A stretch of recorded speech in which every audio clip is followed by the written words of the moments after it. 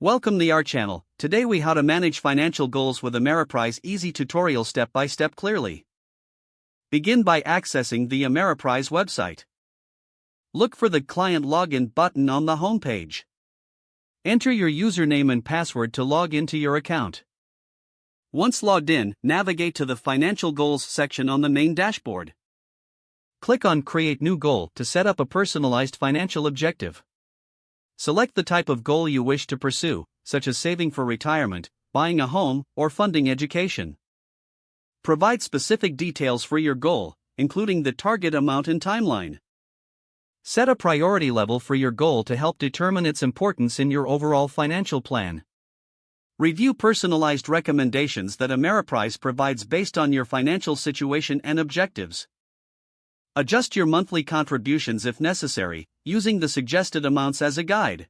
Confirm your goal details and click on Save. Next, monitor your progress regularly by returning to the Financial Goals section. Utilize the tracking tools available to visualize how close you are to achieving your goal. Consider scheduling periodic check-ins with your advisor for guidance on staying on track.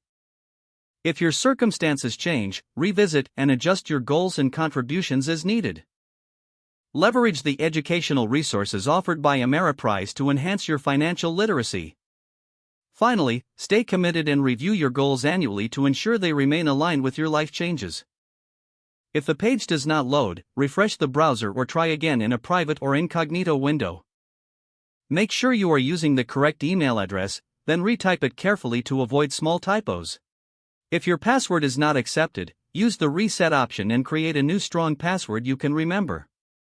Check your spam folder for verification or security emails, then complete any requested confirmation steps. Enable two-factor authentication if available to improve account security and reduce unauthorized access risk. After signing in, review your profile details so your contact information and settings are accurate and current. If you see an error message, note it down and try again after restarting your device and internet connection.